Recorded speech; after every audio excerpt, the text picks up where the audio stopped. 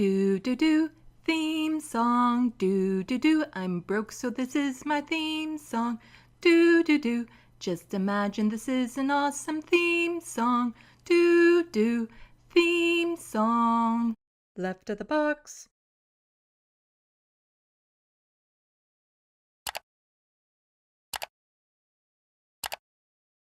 People take on their responsibilities to create spaces for conversation in which everyone can feel safe. And nowhere is that more important, that everyone can feel safe, having a full range of conversations and debate and dialogue and challenges than on university and college campuses. Across the country and around the world, university students have been making a stand against the horrors the Israeli government has been inflicting on Palestinians.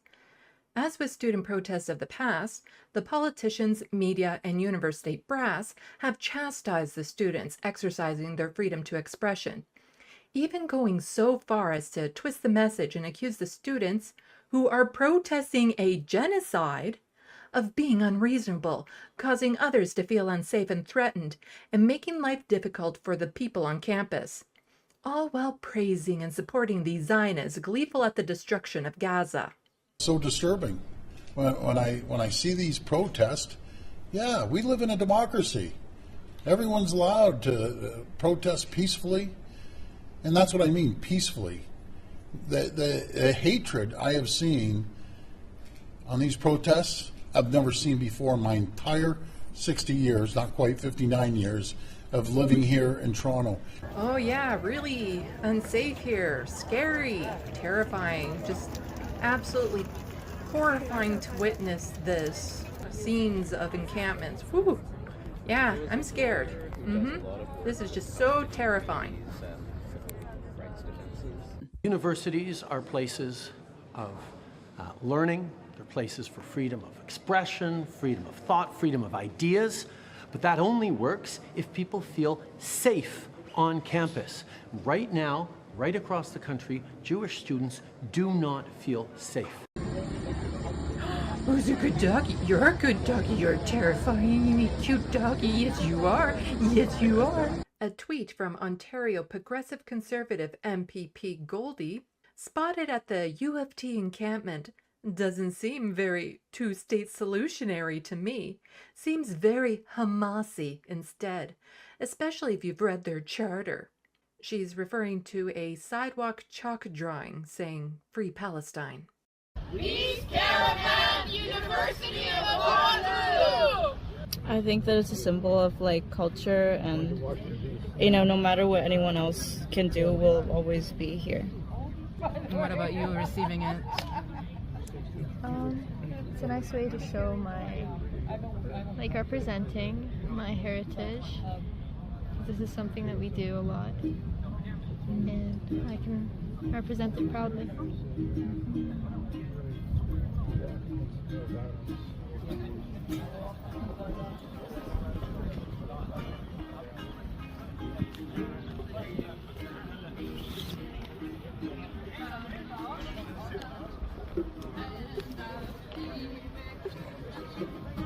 But setting up encampments on college campuses is a violation of pretty much every code of conduct, including that of McGill University, Section 7.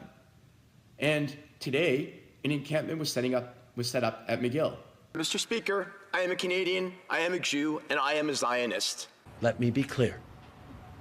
In a country like Canada, it should be, and it must be, safe to declare oneself a Zionist, Jewish or not. Zionism is not a dirty word or something anyone should be targeted for agreeing with. Actually, yeah, it should be. Meanwhile, real violence against the students being perpetrated by law enforcement, Zionists, and right-wingers goes unacknowledged by the mainstream media. Leaders applaud this violence and call for more. Those are the same leaders who often put students of historical protests on pedestals whenever it serves their purpose. Funny how when the students are protesting current policies and crimes, suddenly it's different. I call upon the McGill administration in public, as I have in private, to make sure that this encampment is removed according to their own rules, given that we need to make sure that other students feel safe accessing campus for their final exams that are coming up. I call upon McGill to get the help of the Montreal Police, which are under the authority of the City of Montreal, and I call upon Mayor Plante to do everything she can and her administration to do everything they can to assist the university in this regard. Well, we've been watching what's been happening across the country, and it's already out of control in Ontario and Quebec and elsewhere. And the universities can't allow it to get out of control, and they can't allow hate speech. So there are reasonable ways to protest, and the University of Calgary in particular has said that trespass and camping is not acceptable on their grounds, and I understand that they removed the encampments yesterday.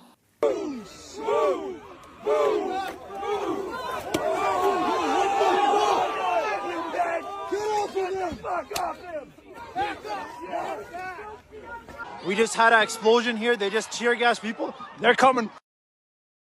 Okay, they're shooting. Oh God. Oh my God, they're shooting.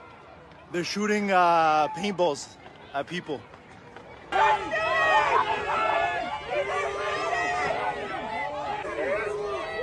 I got the tear gas in my eyes.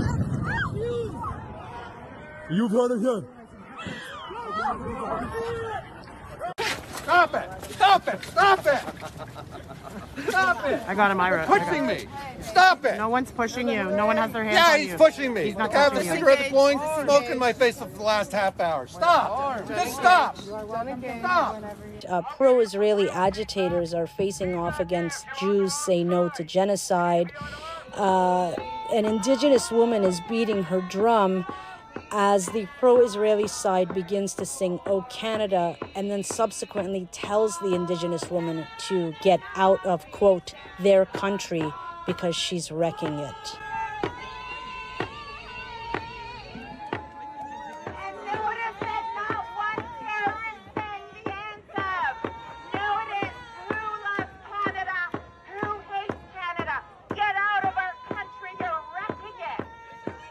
I've been covering the genocide in Gaza from a Canadian perspective, highlighting my government's actions and inactions, putting a spotlight on Zionist politicians, and covering the student protests here in Canada.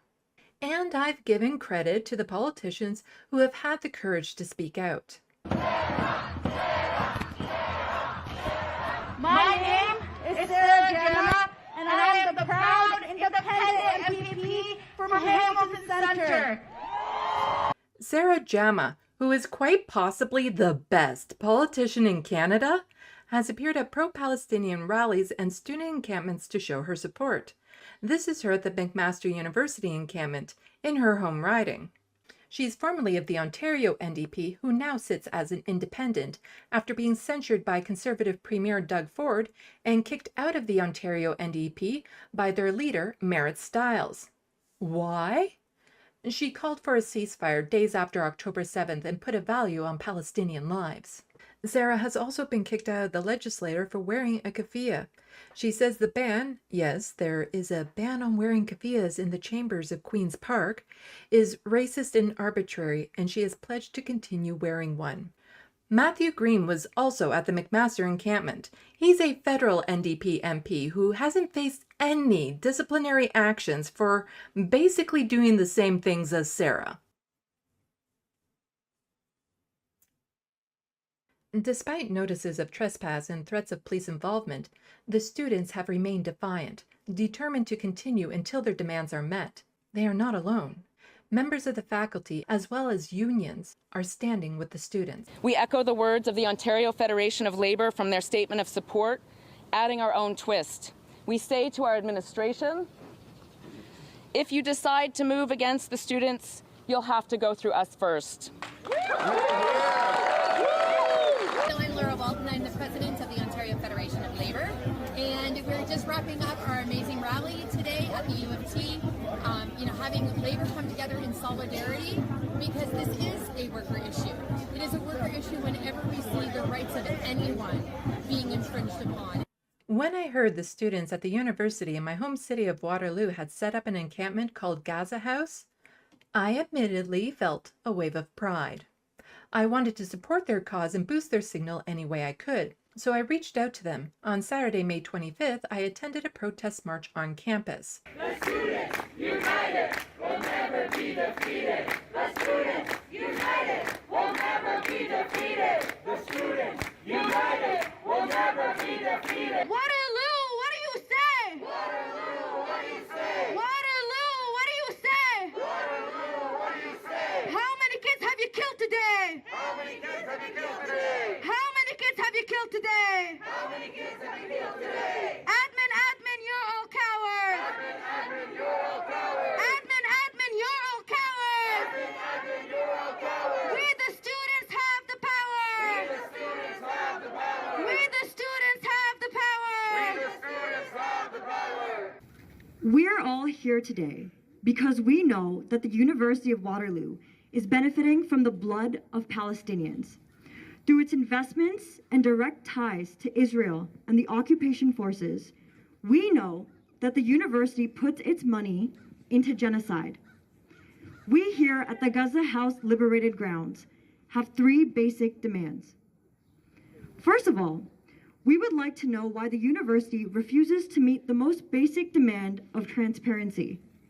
We are calling for the university to disclose a full list of its investments, as well as its financial and academic ties. The university is doing nothing but denying their students the right to know how their money is being used. Shame. We are calling on them to divest from all companies on the boycott, divest, and sanctions list, as well as from defense contractors and weapons manufacturers. And finally, we are calling for an academic and cultural boycott of all Israeli institutions. At the beginning of the protest, we were given instructions not to engage with any agitators, cops, or media that may be there. The goal was to keep this a peaceful protest. We were told to stick together, and if there were any issues, we could go to the people in the reflective safety vests for assistance. And pro tip for fellow autists who have sensitivities to loud audio being broadcasted through electronics, take earplugs. Free Palestine! Free Palestine! After that, a representative of the encampment came back to my place for my first ever in-studio interview. I'm like doing real journalism now.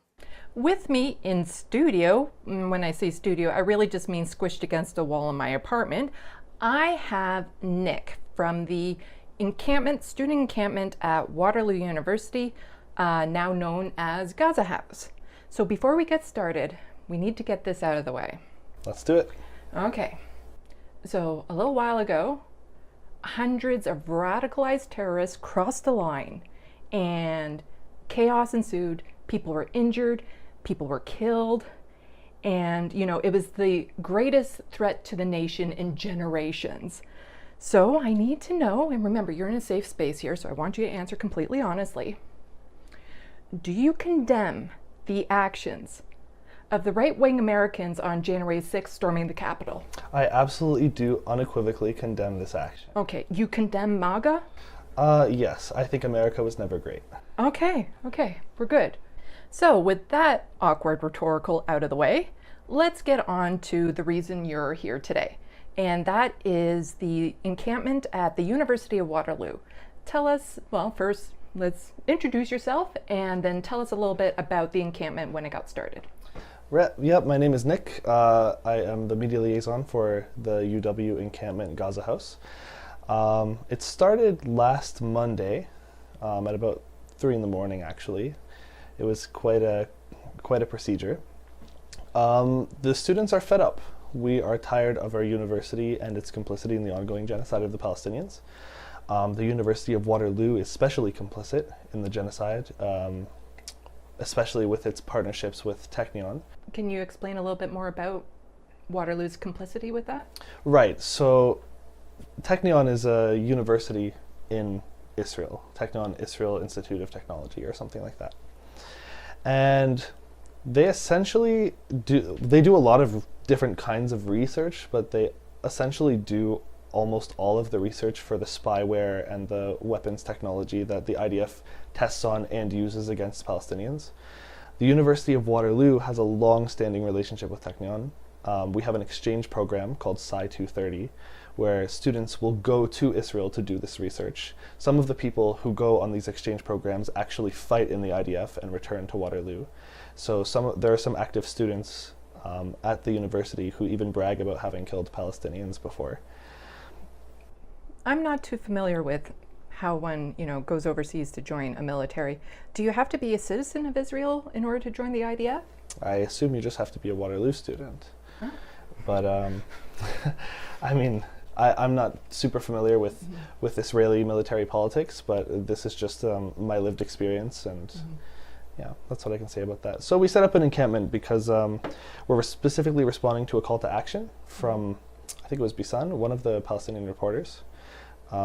It's a global movement of universities who are tired of their own institutions' complicity.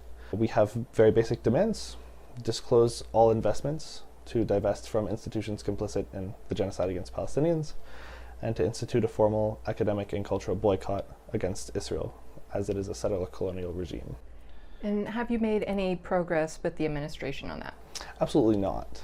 The administration has sent out messages to the public and to its students that they've, quote unquote, opened a dialogue with us.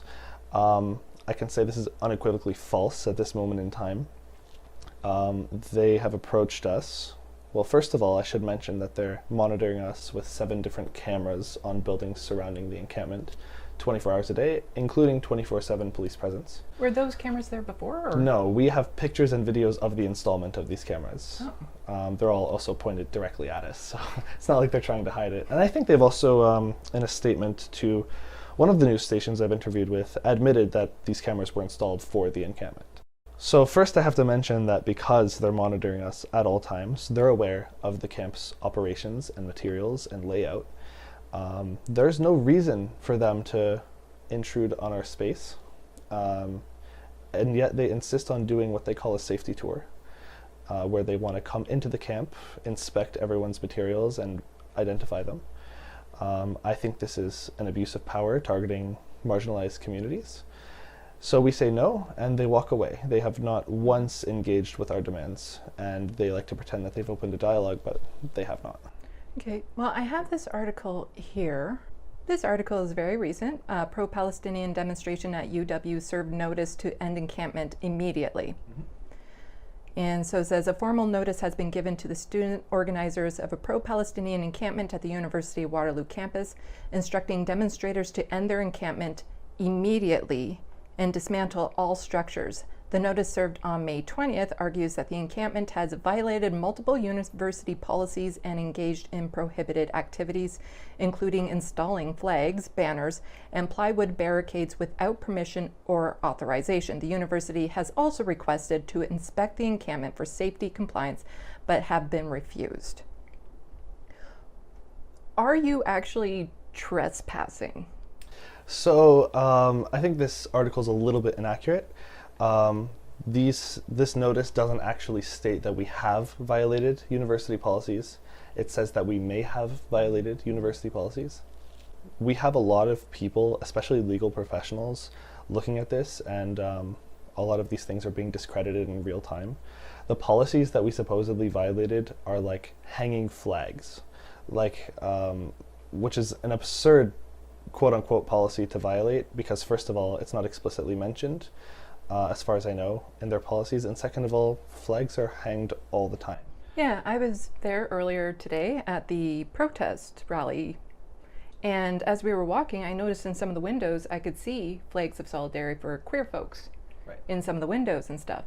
So it's not like flags seem to be banned on campus in general, just they specifically want these flags down for some reason. Yeah, I mean, I would say that the university isn't profiting many millions of dollars and having exchange programs with institutions that are committing genocide against queer people. So probably they wouldn't need to quote unquote enforce these rules and give these notices of intimidation to queer folk. That's all it is. It's a notice. I think we think that they brought it just to say that they did it, that they told us to dismantle it. We're not going to. Our people are dying. This is a massacre. They're bombing Rafah right now, and this is the supposed safe zone they told Palestinians to go to. We're not leaving until our demands are met, exactly as written. Yeah. One thing I've been noticing in my coverage of the encampments across the country is that the administration seems to be getting really frustrated that you haven't given up yet. Like somehow you're supposed to pack up your bags without accomplishing anything and move on. And I have a video here, and this is a statement from the president of the University of Toronto, which really just kind of encaptures this paternalistic feeling I get from the administration when it comes to, you know, those rickety little kids, you know, getting on our lawn. President Merrick Gertler speaking on Metro Morning Radio this morning about what he says are rising tensions being caused by this encampment. The tensions that have been generated by the continued presence of the encampment have reached a point where we feel now is the time to end the encampment. The students have had ample opportunity to exercise their right of freedom of expression and their right of protest. They will be able to continue to do that, but through other means. So basically saying, well, we gave them a little bit of time to go out and express themselves, spread their wings and fly, but you know what, now's time for us to get back to status quo. How dare their disruption be disruptive? I think this is also a tactic that the University of Waterloo uses. If you look at their statements, they're largely focused around the right to freedom of expression and how we do freedom of expression. So they're actually focusing on the theory of the encampment and not the actual demands of the campers. This is another medium by which they censor Palestinian content, because we've been calling for these demands for many months. We had the largest on-campus rally in Waterloo history in November, on November 9th, I think.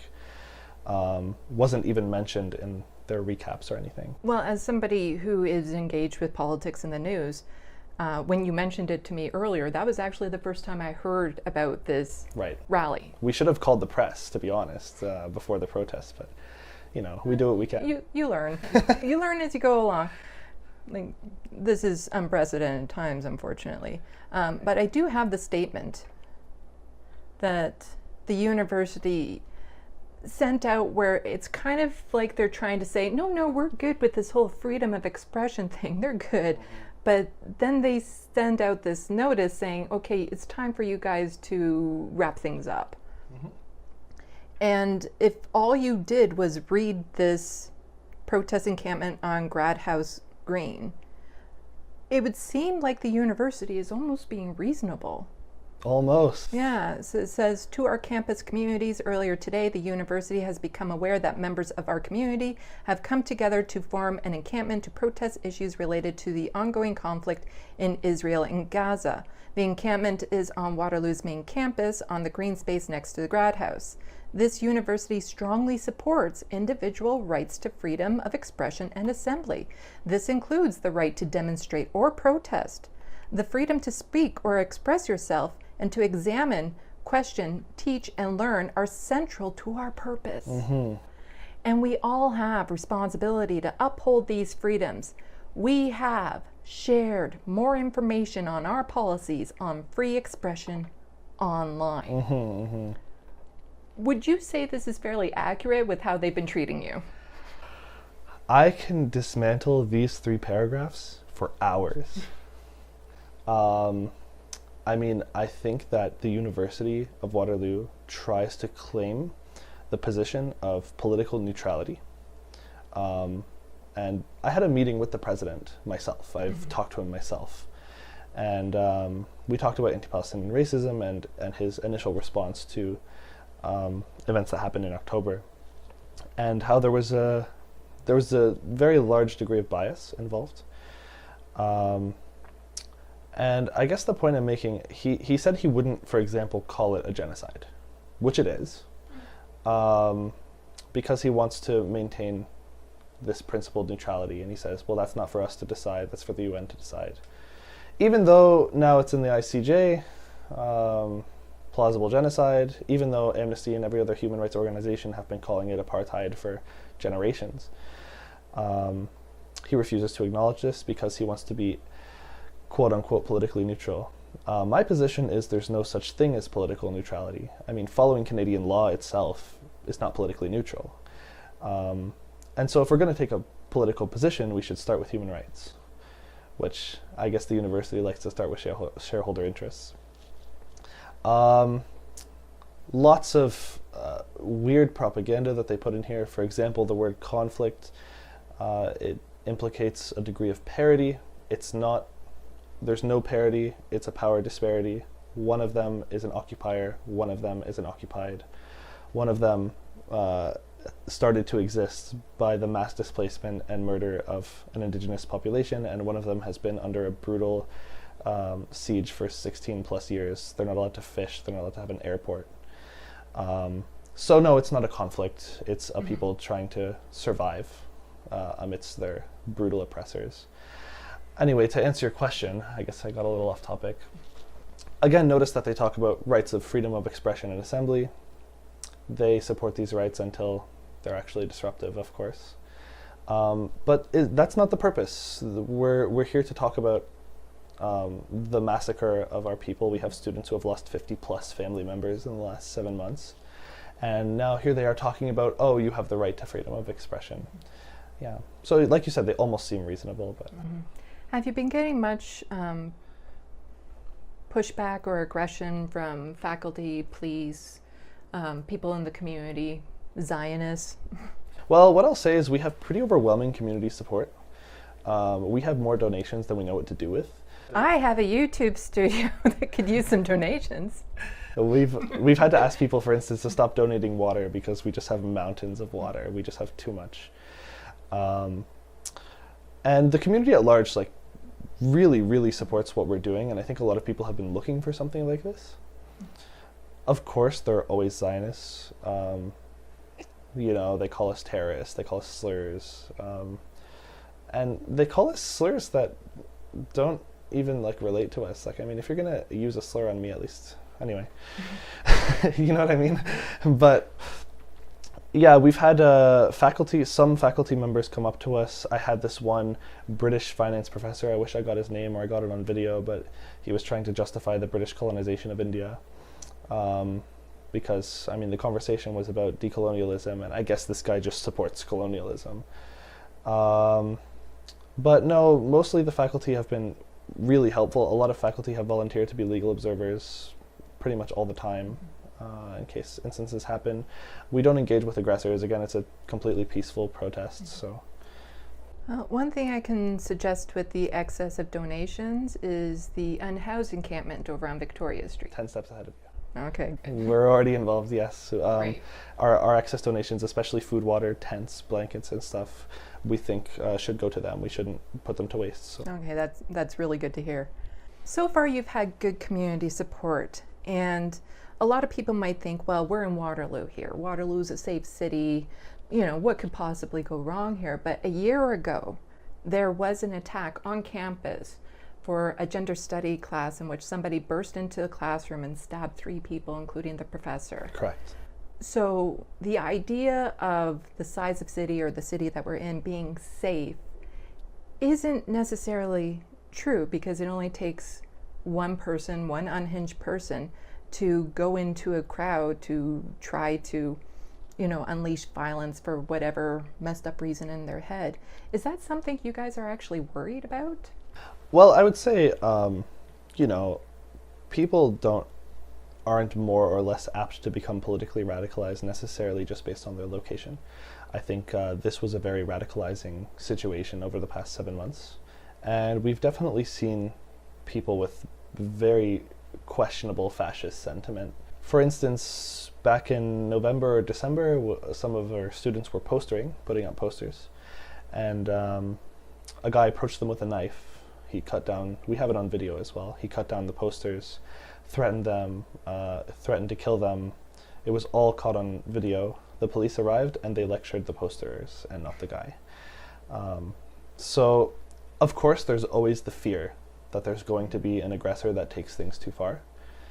But we're not here thinking about okay, what might happen if an aggressor comes? We have a safety team, we have training, we have things in place for this. It's very, very highly organized. And at the same time, we're doing this because our people are being massacred with weapons that we produce.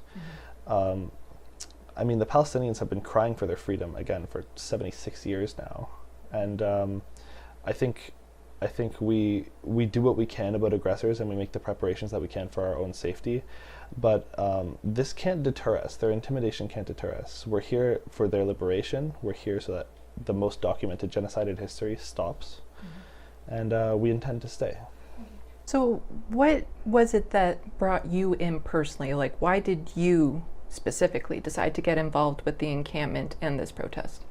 Well, I've been involved with the Palestinian struggle and Palestinian politics for a long time, many years. What really got me into organizing around Palestinian liberation was actually the attack on Jenin in the summer. It was brutal, although only 9 Palestinians were killed, only. They tore up roads, they shot holes in water towers, they bombed sewage systems, they rammed armored trucks into ambulances, they shot Red Cross members. I mean, the absolute barbarity of the situation was unimaginable, and I just thought something has to be done. So I started organizing. I eventually joined a student club that exists today called Voices for Palestine. It's a WUSA student club. And I've gotten involved with a lot more different organizers. This encampment was in the works for a few weeks beforehand, and we just decided to launch it. We're specifically, like I said, responding to a call to action. So we thought it was a good thing to organize. Are there any consequences that the students there actually need to be worried about? Because I've heard down in the States, some students, their degrees are being withheld. Is that something that's a threat here? I suspect that if I'm the university, this is the road that I'm going to be inclined towards if I sincerely want to maintain, fascism. The students are not afraid. There's too many people entrenched in this situation. Too many faculty are standing up against them. Too many student clubs are endorsing BDS and pressuring the university.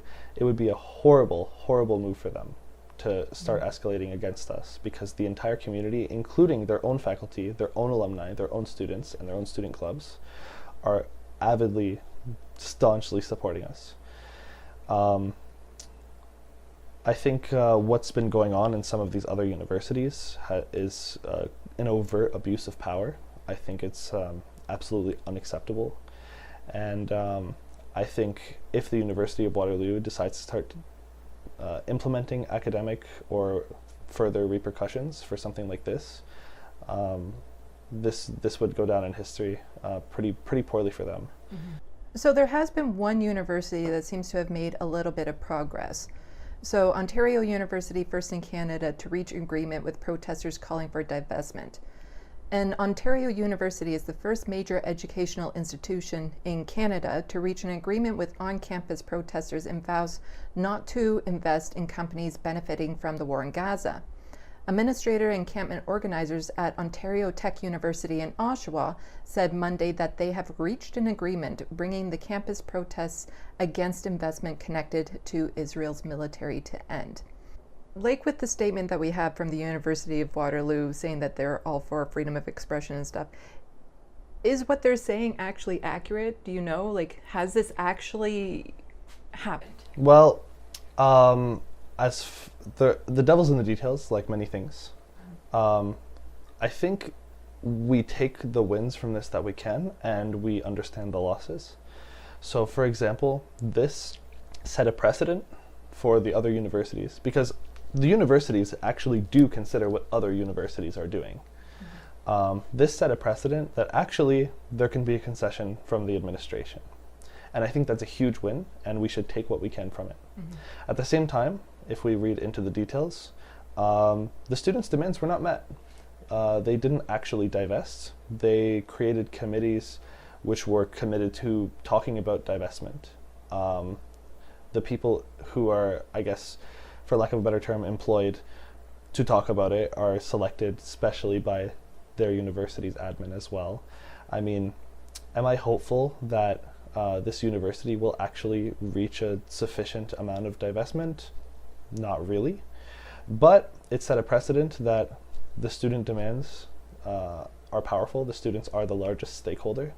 And I think with enough mobility and enough determination, the students can make the university change its policy. And are the encampments across the country, are you guys networking? Are you connected at all? How's that working? Well, we know each other. That's what I'll say. This is, again, an international movement. So really it's not like we necessarily coordinate with them. I think the encampments more or less act autonomously.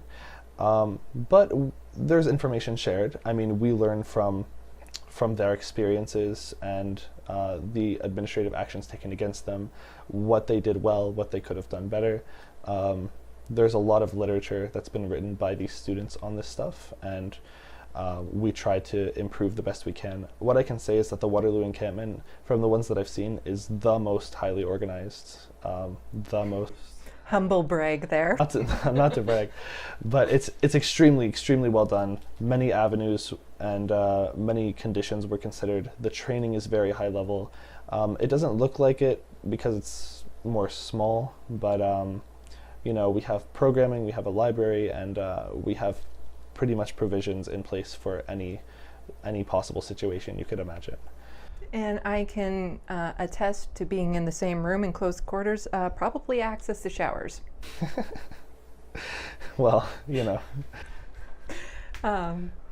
What would you recommend or suggest to other universities or students looking to start something like this on their own campus? Well, I think if they know other students who are organizing for other encampments, talk to them.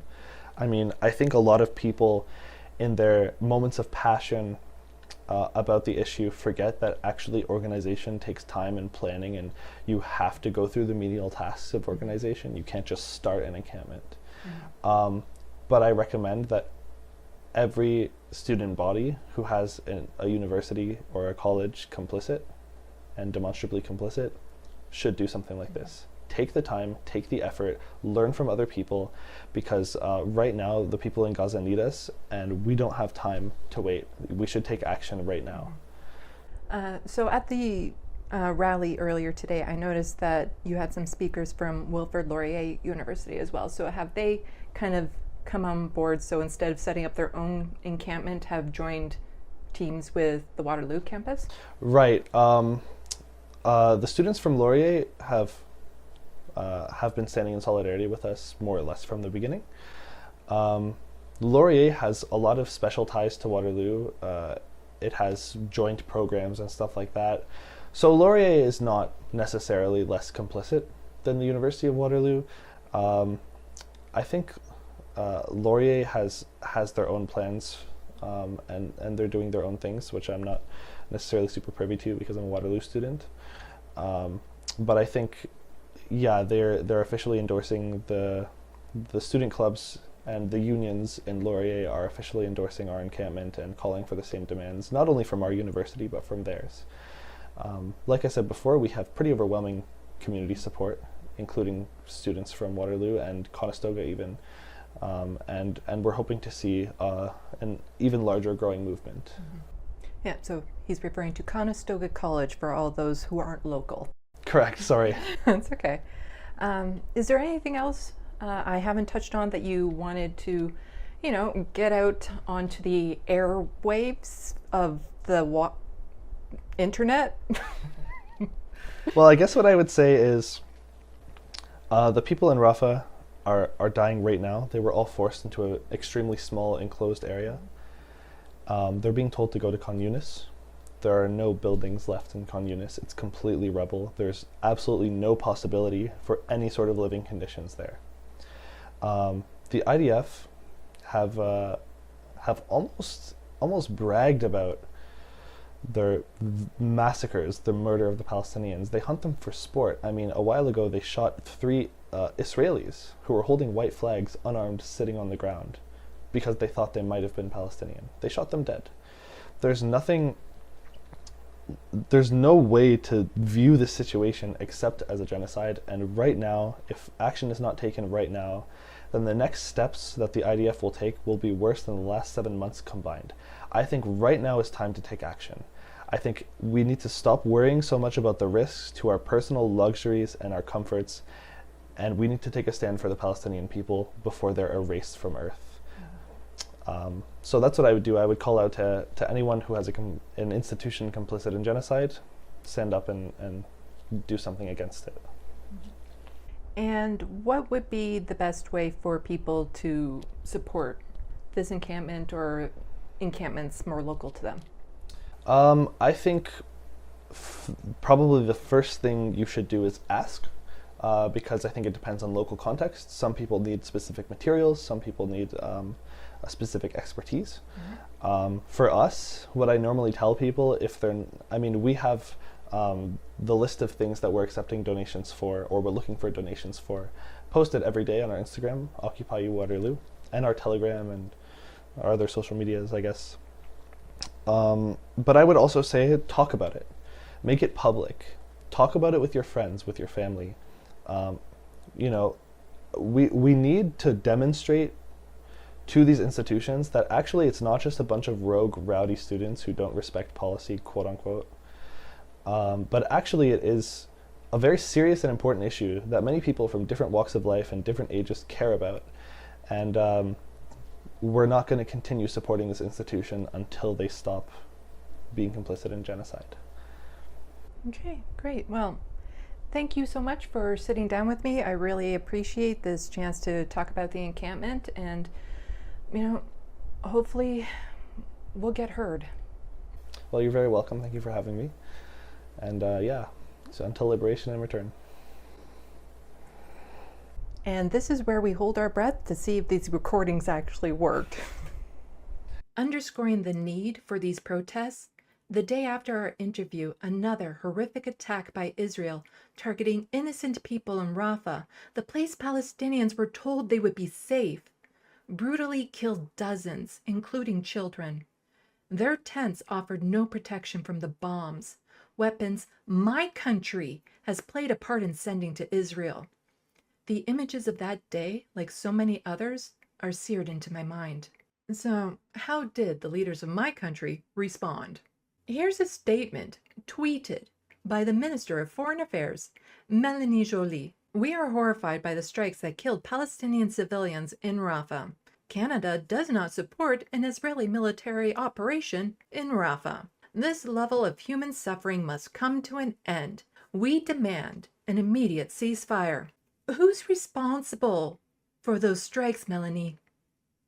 Jagmeet Singh, the leader of the federal NDP, had this to say. Justin Trudeau has an obligation to prevent genocide. The killings must be stopped. Canada must do everything possible to end this now. Two-way arms embargo, immediate sanctions, support the ICC and ICJ. Both Palestinians and Israelis deserve peace, justice, and safety. Release the hostages. Are you including the hostages Israel has in that, or are you just referring to the hostages Hamas has?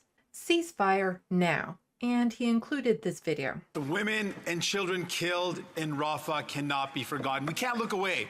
And while the leader of the Conservative Party is a cheerleader for the brutal Netanyahu government, this Prime Minister is offering little more than thoughts and prayer. He can take action right now. He could impose a two-way arms embargo. He could sanction Netanyahu's war cabinet. So will the Prime Minister take concrete action today, or will he keep on walking away? Such strong words. That was like a really powerful speech, huh? Surely if he had the power to do anything about it, he would, eh? Yeah, sorry, for those of you who aren't Canadian, that was sarcasm. He absolutely has the power to do something about this. It's currently a minority government that the NDP is propping up. He could easily apply pressure to Justin Trudeau. Here's the message sent out by a leader of the Federal Conservative Party, Pierre Poilievre. And Justin Trudeau's tweet. Yeah, Oh, but there's this. The scale of the human suffering and tragedy we're seeing in Gaza must cease. Canada in no way supports the military operations by Israel in Rafah. But Trudeau walked away from reporters when asked what he plans to do in response. Hospitals, schools, entire neighborhoods have been wiped off the map. Journalists and aid workers have been targeted. Food and medicine has been blocked from going into Gaza. Israel is responsible for mass displacement, mass starvation, and collective punishment, also known as war crimes. Over and over, atrocities have been committed, while IDF soldiers have bragged of their brutality and broadcasted it all over social media. Israeli officials have plainly spelled out their genocidal intent. Yet over and over, the countries that could apply pressure accept the blatant lies told of them being mistakes or Hamas launching attacks from tents and tunnels. Nothing can justify what has happened. This isn't about Hamas. It's not about saving the hostages. This isn't defense. It's genocide. Israel won't stop until other countries force them to, or until all of the over 2 million people in Gaza have been killed. But our politicians, whose spines are comprised of the silver spoon shoved up their ass, still refuse to call it what it is.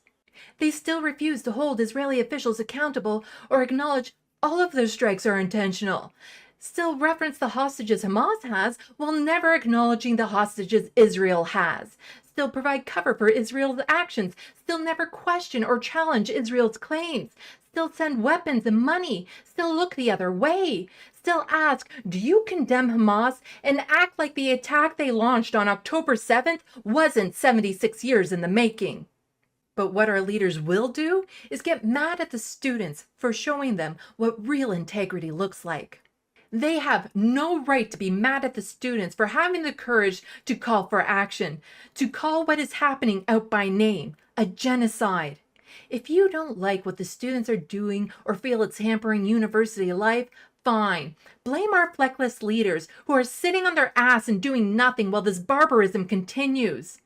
It should have never come to this. The students shouldn't be the ones having to put their careers, reputation, and safety online. How dare anyone get more outraged at the students protesting a genocide than at the genocide itself? I feel like I'm losing my mind. It's so clear what's happening, yet media and politicians keep saying it's complicated or outright denying it. We're accused of being hateful people because we don't want to see children butchered. We're told we're being anti-Semitic and threatening Jewish people by saying Palestinians have a right to self-determination. Calling for an end to genocide has been labeled as hate speech. No more excuses, no more denials. We all see what is happening in real time.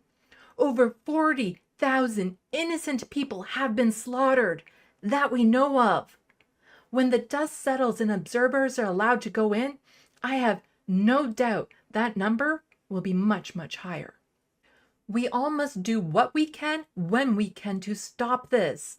We must be willing to sacrifice our comfort for the sake of so many suffering. We need to get the people with the power to do something about it to act. Every moment delayed, our lives lost. And when this is all over, we must do whatever is needed to support the survivors. Thank you to all the students willing to put their safety on the line, for not staying quiet, for rising to the occasion. Links to Occupy Waterloo can be found in the description box below. Please follow them and help spread the word. Thank you to everyone watching. To help me continue to make content such as this, please support my work by becoming a patron. I also have a wish list with items needed to keep this channel going, linked below. Please follow me on social medias and do all the other YouTube stuff.